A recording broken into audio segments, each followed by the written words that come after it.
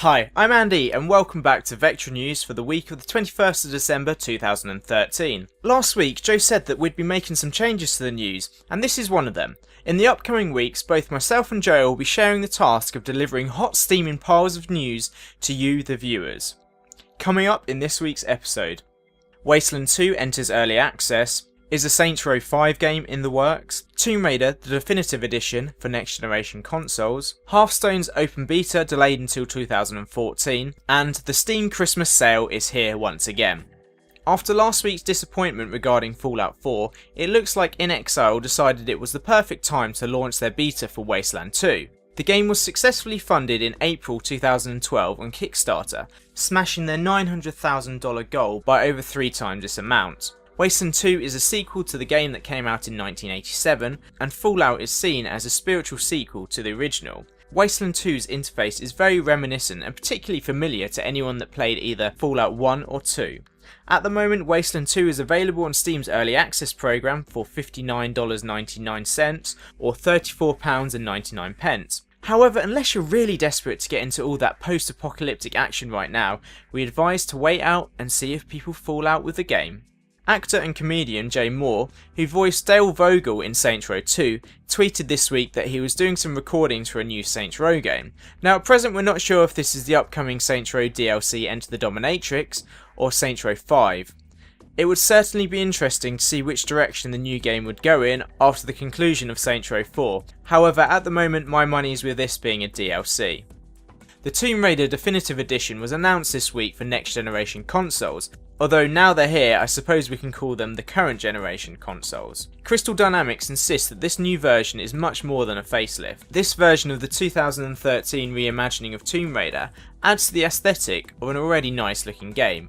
The physics, particles and lighting are also seeing a fresh lick of paint, so with that I'm expecting Lara's hair to look even better now, and why not? She's just stuck on a windswept island running about in the mud, she's got no excuse for bad hair. It's been confirmed that the game will run at a native 1080p on both the PlayStation 4 and Xbox, however frame rates aren't confirmed at the moment. I'm not holding out for a full 60 frames per second, as I know from experience with the PC version that TresFX can severely tank frame rates. However, they may have sorted out some of these issues. Along with a fresh new look, Crystal Dynamics have also rewritten the back-end architecture for the multiplayer.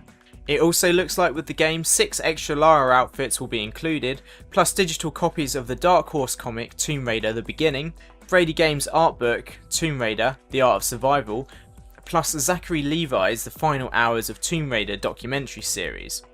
Voice commands will also be supported by both consoles, and if you're playing on a PlayStation 4, the DualShock 4 lights up when you use a torch. The definitive edition will be out on both PS4 and Xbox One on the 28th of January in North America and the 31st of January 2014 in Europe. If you pre-order right now, you'll also get a bonus tomb, the Tomb of the Lost Adventurer, plus a bunch of the game's multiplayer add-ons, 8 DLC maps, 6 weapons and 4 playable characters. At present, there isn't any talk for a re-release of this game on PC. The Hearthstone Open Beta has been delayed until January 2014. A statement by production director Jason Charles on Battle.net said, "We believe the right thing to do for the game is not to rush it out into open beta, but instead hold on to it a little longer, to make sure it's ready for wider testing."